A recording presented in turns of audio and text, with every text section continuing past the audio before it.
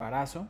Esta es una enfermedad importante para cuestiones de control de embarazo y es algo que ustedes deben de detectar.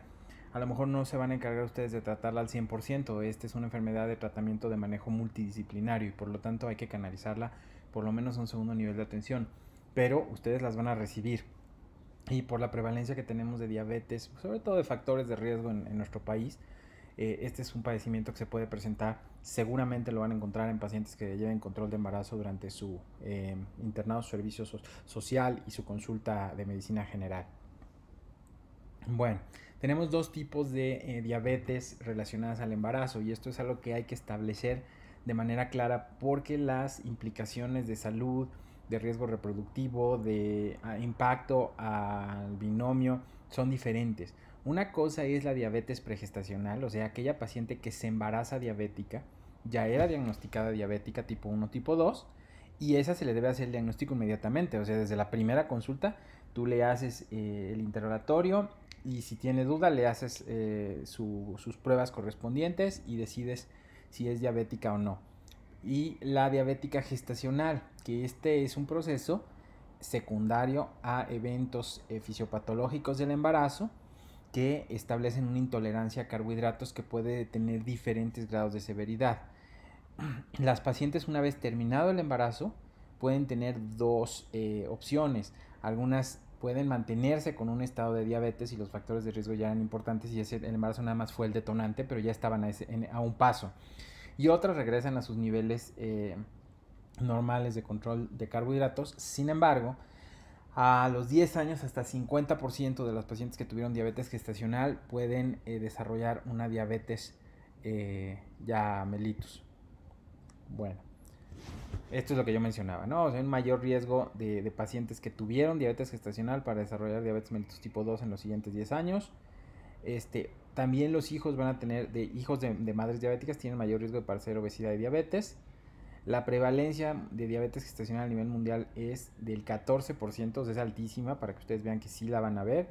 En México es un poco más baja, normalmente se calcula entre el 8 y el 10%, aunque aquí habla hasta el 17%, depende de la... Ah, bueno, esta es la estética que yo mencionaba, de 8 al 12% como complicación. Puede haber una mortalidad del 2 al 5% perinatal y puede haber una mortalidad elevada, pero sobre todo esto se refiere a diabéticas pregestacionales, o sea, las diabéticas gestacionales no tienen una mortalidad del 45 al 65%. Y bueno, estas son las referencias de edad, ¿no? Los factores de riesgo son mujeres de mayor edad, el que tengan antecedentes familiares de diabetes. Nosotros tenemos como hispanos una predisposición al desarrollo de diabetes tanto normal como gestacional, un índice de masa corporal mayor a 25, o sea, obesidad, ¿sí? Tales también es un factor de riesgo para diabetes gestacional. La ganancia de peso de más de 20 kilogramos también, porque eso evidentemente establece una sobrecarga de función para el páncreas materno y la posibilidad de que este se descompense con la resistencia a la insulina que se va a producir por definición en el embarazo. El antecedente de polidramnios previo de macrosomía previa, de lo que te hablan es que esa paciente probablemente ya había tenido un proceso de diabetes gestacional en los embarazos o embarazo previo y esto la hace más proclive a desarrollarlo en este embarazo, lo mismo que la multiparidad.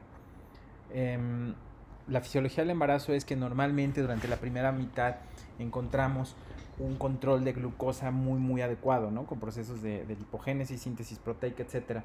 Esa paciente normalmente no tiene problemas. Ese es el motivo por el cual las pruebas de diagnóstico para diabetes gestacional en algunas pacientes se realizan hasta a partir de la segunda mitad. Empieza a haber una producción de lactógeno placentario, ¿sí? Y este tiene una acción contra insulina, o sea, aumenta la resistencia a la insulina. Y ese es el motivo por el cual empieza a haber una falta de función de esta. Aparte, se produce insulinasa que la degrada. Entonces, la paciente o el embarazo como tal es un estado diabetógeno, sobre todo en la segunda mitad. ¿Sí? Durante la primera mitad se producen estos eventos, una hiperplasia de islotes pancreáticos, ¿sí? Aumenta la sensibilidad a la insulina materna, la glucosa se deposita en los tejidos y se pueden producir hipoglicemias que se refieren en la paciente como náusea, vómito, mareo, etc. Pero en la segunda mitad ocurre lo contrario que mencioné, disminución de la resistencia a la insulina, hiperinsulinemia y la glucosa pasa de los tejidos a la circulación con el objeto de que llegue al feto. Entonces es un mecanismo que inicialmente puede ser fisiológico o se intenta que sea fisiológico por parte del cuerpo, pero a veces aumenta los niveles de glucosa hasta un estado patológico. Bueno, en la diabetes gestacional durante el embarazo y el posparto, ya mencionamos, aumenta la resistencia a la insulina, hay una disfunción de las células beta pancreáticas, hay un aumento de masa corporal y esto dificulta el índice de masa corporal y por tanto se dificulta la llegada de insulina a todos los tejidos y el adecuado control de liberación de glucosa o con obesidad central y una dislipidemia con tendencia al aumento de los lípidos. Todas estas hormonas que están aquí, ¿sí?, son hormonas antiinsulina, todas estas. Entonces todas estas hacen que aumente la resistencia a la insulina y se producen, hay un aumento también de demanda de insulina y todo este estado inflamatorio de obesidad, etcétera, produce resistencia. Ahora, ¿cómo se hace el diagnóstico? Bueno, lo primero que tienes que hacer es una glicemia en ayuno, una glicemia que aquí le llaman casual, pero es aleatoria, o sea, en cualquier momento con estos cortes. Este tamiz de glucosa con 50 gramos prácticamente ya no lo usamos, lo que usamos es el de 2 pasos con carga de 75 gramos o nos vamos directamente a la curva de glucosa. Aquí vienen desglosados, me parece. Entonces, en la primera consulta hacemos todos los estudios prenatales entre la semana 7 y la 12. Si nosotros detectamos glucosuria o en los exámenes de examen general de orina rutinarios, esto nos puede orientar hacia una diabetes gestacional y por lo tanto hay que hacer exámenes en sangre. Desde la primera consulta se verá clasificar a la paciente con diabetes gestacional. Bueno, pero esta es la que ya está diagnosticada, ¿sí? A la paciente que ya está diagnosticada o que ya tiene diabetes pregestacional, ¿sí?, inmediatamente se le coloca en la clasificación de Priscilla White, que nos habla del tiempo que lleva y el estado de enfermedad concomitante asociada a la diabetes pregestacional. Se le debe dar, debe establecer obviamente controles de hemoglobina glicosilada, que nos hablan de control en las semanas previas, hacer unas pruebas de función renal, evaluar fondo de ojo, hacer un electrocardiograma y evaluar su función hepática. Pero ojo, estas son para diabéticas pregestacionales. ¿Qué pasa? La White que les estaba mencionando que se veía en la slide anterior puede ser utilizada para ambos tipos de diabética, o sea, para la gestacional o la pregestacional, pero bueno, evidentemente con la pregestacional la podrías utilizar desde la primera consulta en la gestacional hasta que le hagas el diagnóstico en el momento del embarazo en que se hagan las pruebas correspondientes. La clase A son aquella clase en donde tienes una diabética que es gestacional, o sea, esa es la característica, que la A es gestacional. La A1 la manejas con dieta y la A2, que aquí se equivocaron, la manejas con insulina o con hipoglicemiantes. La B en adelante son diabéticas que ya eran pregestacionales y que tienen alguna situación específica. Por ejemplo, la B, que inició después de los 20 años y ya menos de 10 años de diabética. La C, que inició entre los 10 y los 19 y lleva entre 10 a 19 años de diabética. La D, que empezó muy tempranamente antes de los 10 años, que puede tener una retinopatía benigna o hipertensión, pero no preeclampsia. La R, ¿sí?, es que tiene retinopatía proliferativa. La F se refiere a nefropatía. La RF combinación, la G es que tiene un problema en varios órganos del embarazo, la H se refiere a heart, de corazón, que tiene un problema, un problema aterosclerótico, y la T es que tiene antecedente de trasplante. Entonces, ¿qué es lo que nos permite los criterios de Priscilla White? Pues encasillar o colocar a nuestra paciente en el grado de severidad y de tiempo de evolución que tiene su proceso diabético y por lo tanto mantener un mejor control una vez que nosotros decidimos el tratamiento y el seguimiento. Ahora, esto es bien importante para ustedes, chicos, el tamizaje para glucosa, ¿sí? Nosotros lo vamos a hacer entre las 24 y 28 semanas a todas las embarazadas, así lo dice la norma oficial de salud. Tú lo puedes hacer en aquellas que tengan factores de riesgo de manera más temprana, entre la semana 13, 15, por ahí, ¿sí? Lo importante aquí es que no se les pase, porque si tú tienes una paciente que no se lo haces y al llegar a la semana 34, 35 te empieza a hacer polidramios, te empieza a hacer una macrosomía y haces el diagnóstico, tú ya impactaste negativamente en esa paciente. Si tú le haces el diagnóstico al momento adecuado y la controlas adecuadamente con dieta o con insulina o con medicamentos si es necesario, vas a tener un excelente pronóstico de embarazo, vas a evitar o controlar de manera muy adecuada la macrosomía y esa paciente va a tener un buen pronóstico. Ahora, esta paciente, antes se le hacía esto, se le administraban 50 gramos de glucosa y luego se medía un control de positividad a más de 140 pero si te daba más de 140 y menos de 180, tendrías que hacerle una curva de tolerancia a la glucosa completa. Si te salía más de 180 ya lo considerabas como diagnóstico, pero el número de diabéticas gestacionales que se nos escapan con esta prueba de 50 gramos y una muestra de postprandial a la hora o de poscarga a la hora era muy alto. Por lo tanto, actualmente lo que nosotros hacemos es uno que había visto por acá, administración de 75 gramos. Entonces tú le das a 75 gramos de glucosa a la paciente y luego le haces una prueba, o sea, le haces su prueba al ayuno, luego haces una prueba a la hora y otra a las 2 horas. ¿Por qué no haces esta directo? Bueno, porque esta la vas a tener 3 horas haciéndole piquetes. Entonces, por motivos de facilidad, el tamiz de glucosa de 2 pasos, o sea, el de 75 gramos, es muy efectivo. Ya me habíamos mencionado, 24-28 horas sin factores de riesgo, o el que tenga factores de riesgo hace que se la tengas que hacer desde antes. Si sale estos valores elevados 1 o 2, esa paciente ya puede ser considerada diabética gestacional. ¿Sí? Los cortes para la hora son 180 y los cortes para las 2 horas son 155. Entonces ese es su estudio base, que está aquí. Si tienen duda le tendrán que hacer una curva de tolerancia a la glucosa.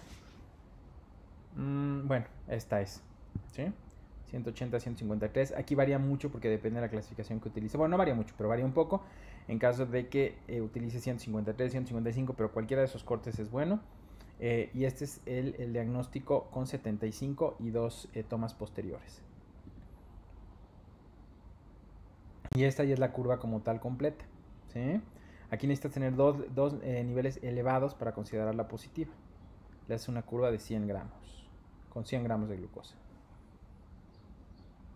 Bueno, una diabética pregestacional en general no necesariamente requiere que le hagas una curva de tolerancia, porque esa paciente ya está diagnosticada. Básicamente lo que tú necesitarías hacer es empezar a controlarla y estarle evaluando sus niveles de glucosa y su tratamiento. No necesitas volverla a someter a un estímulo de carga para demostrar lo que esa paciente ya sabía. A lo mejor esa paciente hasta ya estaba tomando medicamento, ¿no?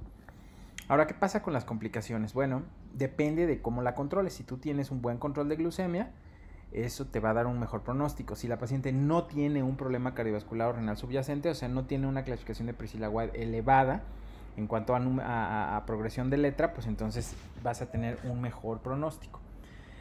Hay que aquí empezar a hacer diferencias. Yo había mencionado que es muy diferente a aquella paciente que es diabética pregestacional, que es donde tú ves las anomalías fetales que normalmente relacionas con la diabetes y embarazo. La paciente con diabetes gestacional, esa no tiene un aumento en el desarrollo de anomalías de desarrollo fetal. Tenía diabetes en ese momento cuando se llevó a cabo el desarrollo fetal. Entonces las pacientes diabéticas gestacionales pueden desarrollar polidramios, pueden desarrollar macrosomía, sí, pero no van a desarrollar las complicaciones de desarrollo fetal que hacen las pregestacionales que se embarazaron y que estuvieron descompensadas durante las primeras semanas, porque en base a esa descompensación es que se producen los problemas de desarrollo. En cuanto a los efectos maternos, el aumento de frecuencia de hipertensión es porque, bueno, la diabetes es una vasculopatía y se asocia también a una vasculopatía secundaria con hipertensión, y el aumento de cesáreas por los pesos de los bebés. Entonces estos bebés macrosómicos de más de 4 kilos, ¿sí?, aumentan también la posibilidad de tener un bebé macrosómico en el siguiente embarazo. Tiene que ver con que hay una transferencia exagerada de glucosa a la placenta, se realiza un depósito excesivo de grasa en hombros o tronco, y ese es el motivo por que los bebés macrosómicos de diabéticas gestacionales son más propensos a desarrollar una distocia de hombros, y porque aquí es donde tienen acumulada la grasa. Entonces sale la cabeza y de repente se te atora el bebé, ¿sí? Y ese es un evento obstétrico de gravedad que puede lesionar al bebé. También, obviamente, los bebés van a tener mayor riesgo de desarrollar resistencia a la insulina en su vida adulta. Este corte no lo utilicen, este corte yo creo que es para vikingos. Si tú tienes en México una paciente con más de 4 kilos o 3,800, 3,900, ya es como para que estés pensando en hacer una cesárea. Sobre todo si le dieras una prueba de trabajo de parto y vieras que no avanza. Porque estas pelvis que tenemos nosotros en mexicanas no son para bebés de 4,300, 4,400. Este es otro biotipo de racial. Si tú detectas riesgo de desproporción cefalopélvica o distocia de hombros o traumatismos obstétricos, la operas, porque si no te pueden ocurrir. Bueno, en cuanto a la alteración del crecimiento fetal, nuevamente no. se ha visto que con cortes de más de 130 miligramos de glicemia aumenta el riesgo de macrosomía por el mecanismo que ya vimos. También puede aparecer restricción de crecimiento fetal, ¿sí? ¿Por qué? Por la vasculopatía, o sea, los vasos de la diabética están lastimados, están obliterados y eso ocasiona disminución en el riego. Entonces, tienen mucha glucosa, pero no se desarrollan adecuadamente. En cuanto a malformaciones, fíjense, ¿sí? Si es diabetes mellitus tipo 1 es del 5%, que esto es muy alto en relación al promedio. Perinatales. Ok, las muertes perinatales se pueden presentar en mujeres diabéticas más frecuentemente. Estos bebés, doctores, y eso siempre recuerden, tienen una tendencia a poder hacer óbitos. Entonces, de repente tú tienes al bebé bien vigilado, se deja de mover, pum, se interrumpe la circulación materno-fetal y el bebé muere en útero. Entonces son pacientes que nosotros como ginecólogos nos tienen que tener muy pendientes. Ustedes como control de embarazo de médico de primer contacto siempre tienen que estarlas vigilando, teniendo mucho cuidado cuando les dicen que no se mueven, haciéndoles registros cardiotocográficos, refiriéndolos para que les hagan exámenes de ultrasonido, Doppler, etcétera. O sea, el bebé de madre diabética es muy lábil. O sea, le hace daño la vasculopatía y también un golpe de glucosa hacia arriba puede ocasionarle una muerte in útero. Y bueno, los bebés también tienen los embarazos tienen mayor probabilidad de aborto en primer trimestre por el problema del intercambio fetoplacentario. Bueno, en este caso, embrión placentario o feto placentario. Esto es lo que yo mencionaba, muerte fetal inexplicable, ¿sí? De repente, ¡pum!, el bebé muere en útero y esto es algo que hay que tener siempre bien en cuenta. No crean que no son de las que no nos ponen a tener preocupado durante todo el embarazo, porque hay un cambio en el transporte de oxígeno, metabolitos, etcétera, y luego pum, de repente tiene esa complicación, a sufrimiento fetal y tú ni te das cuenta. Entonces hay que tenerlas muy bien vigiladas, registros cada semana, ultrasonidos seriados, etcétera. Este es un bebé de mucho cuidado para el control. Hay también presencia de hidramnios. Hay que valorar cómo está este polidramnios. El hidramnios en general se considera como un sinónimo de polidramnios.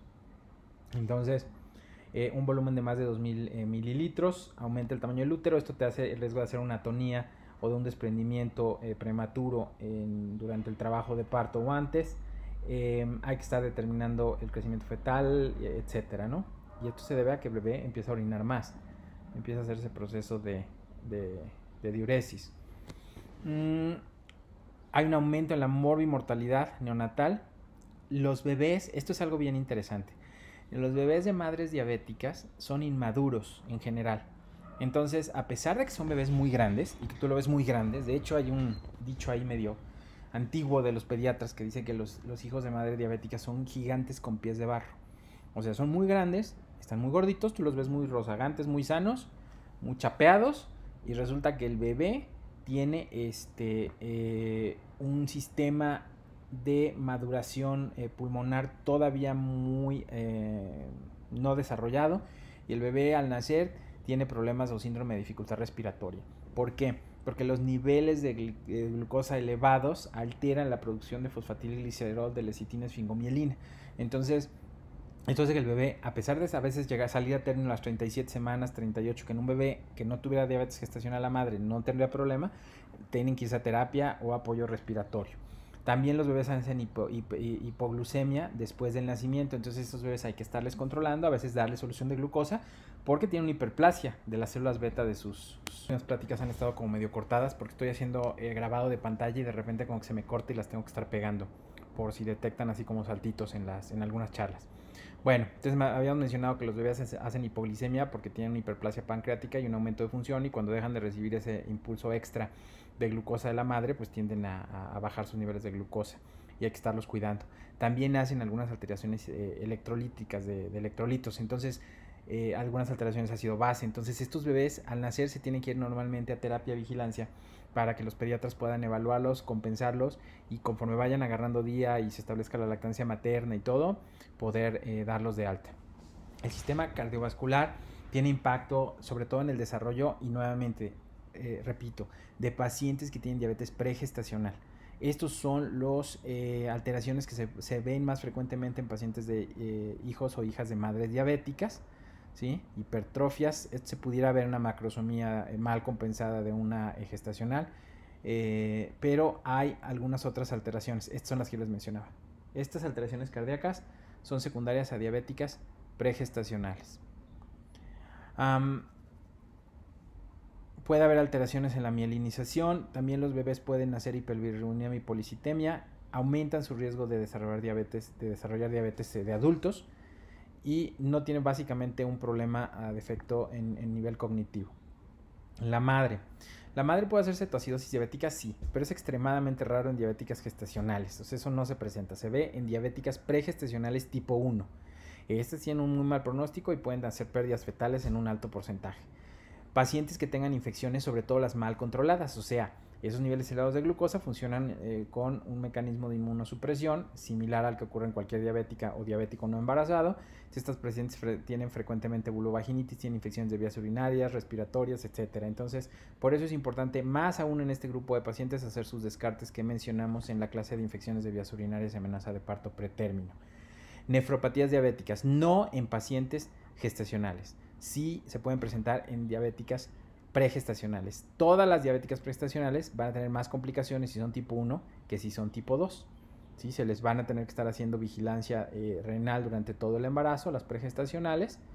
Pueden hacer neuropatías diabéticas y pueden tener un aumento de riesgo de preeclampsia. Aquí les falta una P, siempre se les olvida.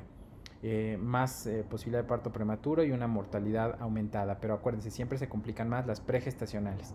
Lo mismo ocurre con la retinopatía diabética, no es nada frecuente en las gestacionales, normalmente lo ves en las pregestacionales, ¿sí? Proliferativa o no proliferativa, eso lo establece o la pone en diferente categoría de Priscilla White.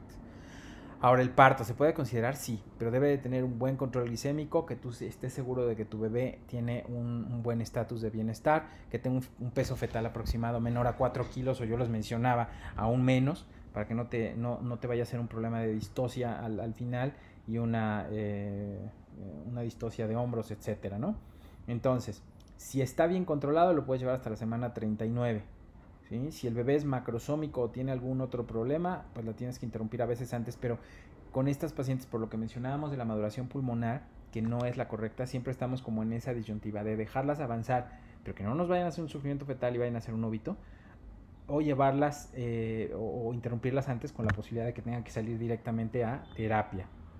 Se puede hacer inducción a la semana 38, sí, claro.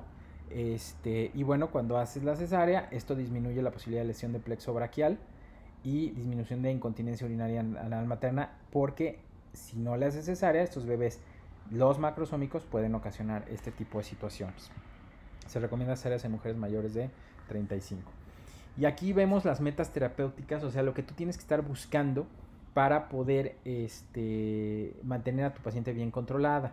Glicemias de ayuno a la hora, a las 2 horas, y hacerles hemoglobinas glicosiladas cada ciertas semanas.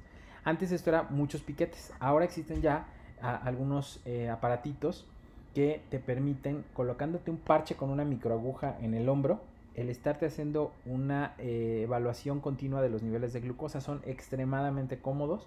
Entonces te pones un parchecito que te dura unas semanas y cada cierto tiempo traes tu controlito, y incluso se puede ir hasta el celular, y con ese controlito tú vas teniendo los niveles de glucosa que quieres monitorizar, y vas haciendo tu curva, y de acuerdo a eso vas a ir ajustando si solo requieres dieta o si requieres dar tratamiento con insulina o con medicamentos orales. ¿Cuál es el objetivo de la terapia nutricional? Pues que no subas mucho de peso, mantener un control adecuado de glicemia. Es un poco como la dieta para diabéticos, pero ajustada para embarazadas y a los requerimientos fetales, y evitar en las diabéticas tipo 1 pregestacionales cetonuria e hipoglicemia. Lo normal es que hagas 3 comidas y 2 colaciones, o sea, dieta en quintos, pero dividida así. Y no se deben de dar ingestas con bajos o hipocalóricas, porque eso le puede afectar al bebé y a la madre. Aquí está cómo calculas las dietas dependiendo de los índices de masa corporal. Obviamente a menor índice de masa corporal vas a dar mayor número de kilocalorías, y esto va a ir aumentando la restricción conforme la obesidad de la paciente. Los gramos de carbohidratos y calcio y hierro que se deben de dar. La actividad militar, una actividad física aeróbica de por lo menos 20-30 minutos. Esto nos va a ayudar a disminuir la resistencia a la insulina, a disminuir los niveles de glucosa, a mejorar un poquito la masa muscular.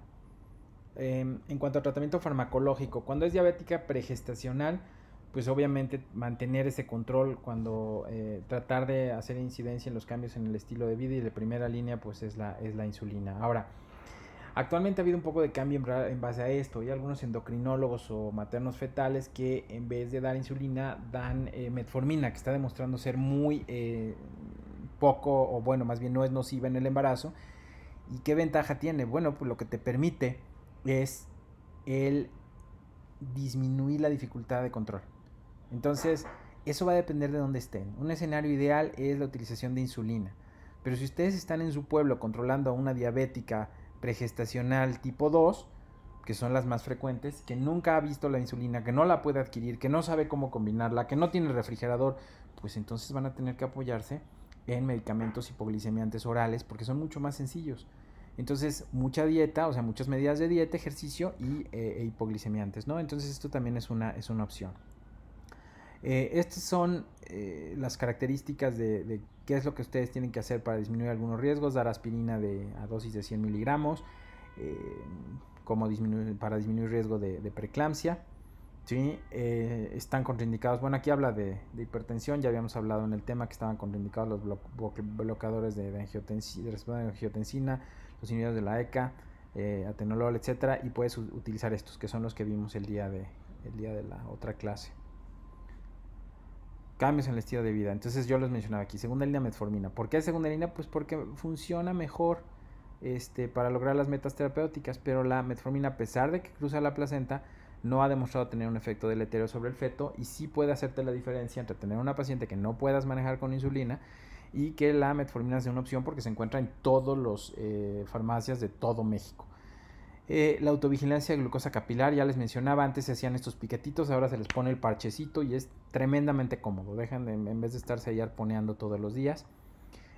Los tipos de insulina, esto ya no me preocupa tanto. Ustedes no son los que están destinados, digamos, a menos que se dediquen a esto posteriormente, a establecer los esquemas de insulina. Entonces esto no lo pueden hacer ustedes. Si tienen una paciente diabética que requiere insulina, la van a tener que mandar a un segundo nivel de atención. Entonces hay insulinas de acción rápida, hay unas insulinas sintéticas, a las NPH de acción intermedia y las de acción prolongada. Se combina normalmente intermedia con rápida. Esto te permite evitar algunos efectos cuando no lo haces. Y estos son los pasos, ¿no? Dividir a esta dosis, 0.2 unidades internacionales por kilogramo de peso actual, ¿sí? Peso real. Y la dosis la divides en 2/3 matutino y 1/3 vespertino. Y así, la dosis matutina la vuelves a dividir en tercios, la combinas con NPH rápida y esto lo aplicas 30 minutos previo al desayuno. Pero nuevamente, y aquí vienen los siguientes pasos, ¿no? Pero nuevamente, siempre es importante esto. Si tú no vas a tener un lugar en donde puedas ofrecerle a tu paciente nutrióloga, oftalmólogo, un cardiólogo, no, esta paciente no la puedes llevar tú. Entonces ustedes tienen que tener ese grado de autoevaluación para saber que si no hay que mandarla con los especialistas. La metformina son pacientes candidatas que habían tenido glucosa en ayuno, que no responden al tratamiento. Exacto, estas es las que ustedes se van a encontrar. Diabéticas gestacionales que les das manejo inicialmente solo nutricional, se vuelven A2 porque no respondieron, entonces les puedes dar metformina y les va muy bien. Entonces estas son las dosis recomendadas. Y con eso ustedes se ahorran un chorro de rollos en cuanto a la insulina, que eso sí se tiene que hacer en muchas, pero no lo tienen que hacer ustedes. Después de esto, de que nace el bebé, la resistencia a la insulina va a disminuir por dos cosas. Número uno, porque ya salió la placenta y ya no se están produciendo estas enzimas contra insulina, estas hormonas, contra insulina. Y número dos, por la lactancia. Entonces lo que haces es normalmente en el hospital les dejas un esquema de dosis de insulina por requerimiento. Entonces ya si la paciente eleva cifras, le colocan la insulina y le están haciendo sus Strostex. Si la paciente no las eleva, no se le tiene que dar nada. Muchas veces no es necesario. Nuevamente vas a tener que citar a tu paciente a las 6 semanas, 8 semanas terminando el puerperio para poder valorar las secuelas de este proceso y empezarle a dar cuidados de ejercicio, dieta, para tratar de disminuir ese impacto a largo plazo a los 10 años que habíamos mencionado, que hasta 40-50% de las pacientes pueden volverse diabéticas. Si tuvieron ese antecedente de diabetes gestacional. Bueno, vamos a resolver dudas en clase y aquí terminamos.